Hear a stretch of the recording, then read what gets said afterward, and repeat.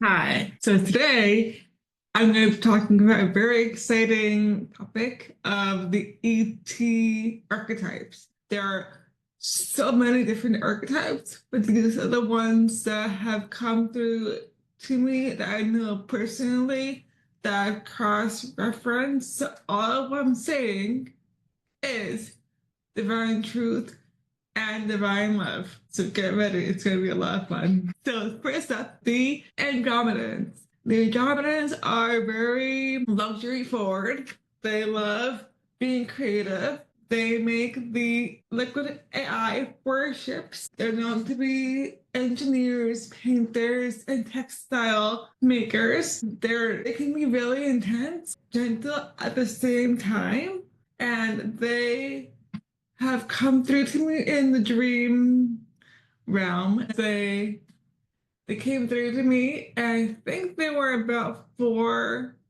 children and one adult. They were recalibrating my crown chakra and my throat chakra because the next day I had a headache the whole day. Yeah, so that was fun. What I felt was like the intensity of like seven ADHD kids. But once you get used to the frequency, your nervous system does like relax into the frequency, and that like sharp limoncello feeling does go away. And then you get up with a very gentle feeling afterwards. Here, it's like a zip of limoncello. Being around the Andromedans. Oh, it's a lot of fun. It's always going to be very social, very lively, and just a lot of fun and very creative. Next up, we have the Pleiadians, and the Pleiadians are very earthy. They resonate with the Mayan and the Hawaiians. They resonate with the movie Lord of the Rings, and the Elven language is very close to Pleiadian, and the star system is known as the Seven Sisters, and they have seven different planets or more in the system, and each planet is very, very different, and they have different names for each planet. I'm blanking on all of them because it's a lot to remember. But the core frequency of the Pleiadians is very peaceful, very loving. They are like our spiritual guidance counselors. So when you meet one, they are very earthy, very grounded, and they just want to bring forth that love and that peace and that inner peace, ensuring us that we can attain peace in our chaotic world. Next up, we have the Sirians. And the Sirians are the ETs I find the most fascinating because I have attracted a bunch of them into my field for me to learn from. And the Sirians are very logical and very sharp witted. It's like meeting a Scorpio. It's really, really intense. And they burn with 1,000 suns.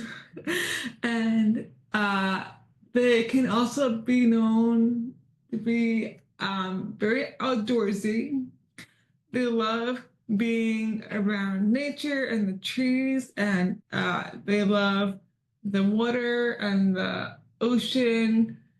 And that's true because they do have the Styrian uh, aquatic beings. I'll get to in a little bit. The Sirians are they can be very loving and they can be very strict with how they speak and how they come across. But once you get to know them, they do reveal themselves to you and they hold a very special frequency of peace and love.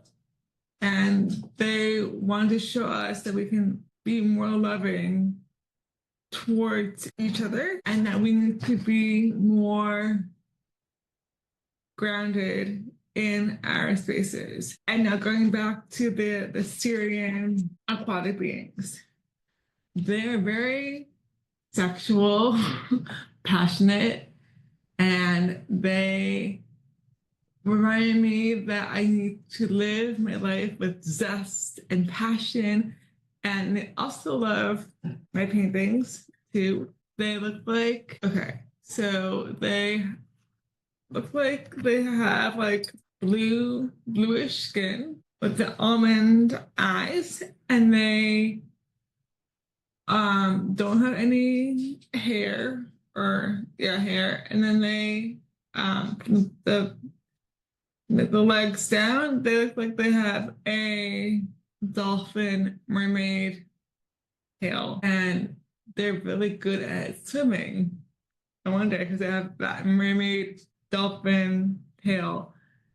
And they resonate with the dolphins and the whales and the positive sea life. So I like being around the seahorses.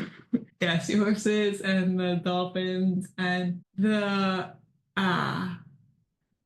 sea creatures that make a melodic sound. Those are what the ET. That's what the aquatic beings are drawn to. And not every ET has aquatic beings on the planet, but most of them do. I just know from what I have experienced myself. And now the Ebens. The Ebens are quirky and are intuitive, and they are very short. They're very loving, and they live on a planet that has two suns and two hemispheres. One hemisphere is like the desert, the other is like a rainforest, and they and their language is very unique because their language, if you look at it, it looks kind of like Chinese, but it's not like Chinese at all. It's a very unique sounding language. It has nothing to do with Chinese at all. It's very unique.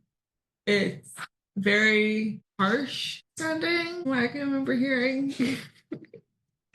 And it's very harsh and sharp. But it's really interesting is that they are very loving. They have a police force, but the police force doesn't do anything.